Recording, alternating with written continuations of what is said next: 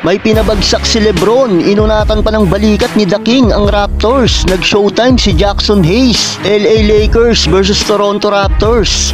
Unang 4 na puntos ng Lakers nang galing kay Lebron at AD.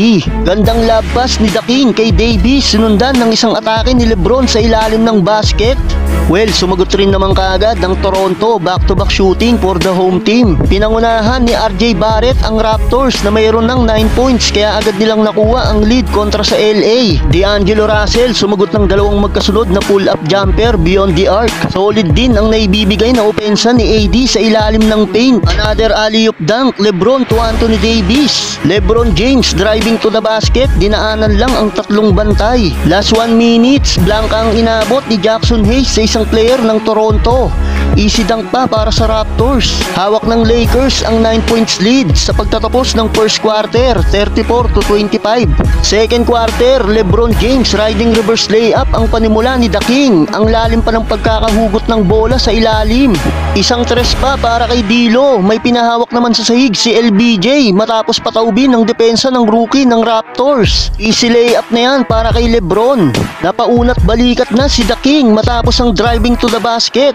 Halimaw si LBJ at walang makapigil sa ilalim. May total of 12 points na si Lebron James. Kumana pa ng isang tres si Dinwiddie off the bench. Rui Hachimura dominante na rin sa ilalim ng basket. Ganda ng ikot ng bola para sa LA. Yun nga lang, bago magtapos ang second quarter, pumahabol pa ng run ang Toronto, led by RJ Barrett na mayroon na rin 20 puntos. Baba sa 6 ang inahabol ng Raptors sa LA, 64-58 end of second quarter.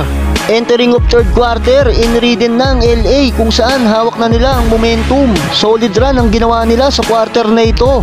Austin Reeves binutata ang easy layup na sana ni RJ Barrett. Hawak na ulit ng Lakers ang double digits lead. Lebron James binibasic na lang ang depensa sa kanya ng Raptors. Puro salaksak na ang ginagawa ni The King. Halfway mark, tuluyan nang ibinaon ng LA ang Toronto. Back-to-back shooting sa tres ang pinakawalan ng Lakers. Isa kay Lebron, sinundan pa ng isa pang tres mula kay AR. Isa pa para kay Max Christie. Magana sa 20 ang lamang ng LA. Isang tres pa ang naibaon ni D'Lo. Nakasagot pa naman ang Toronto, dunk mula kay RJ Barrett. Max Christie pumahabol pa sana ng buzzer 3 kaya lang not counted dahil naputokan ng shot clock. Hawak pa rin ng Lakers ang 21 points lead, 100-79 end of third.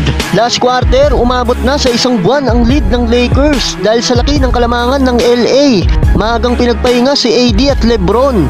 At puro bench player na lang ng Lakers ang pinaglaro. Nag-iinit na rin si D'Lo sa tres. Nag-showtime pa si Jackson Hayes between the legs dunk.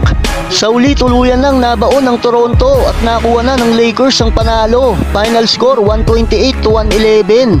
25 points for D'Angelo Russell, 23 kay Lebron, 21 points, 1 assist, 12 rebounds, double-double for Anthony Davis.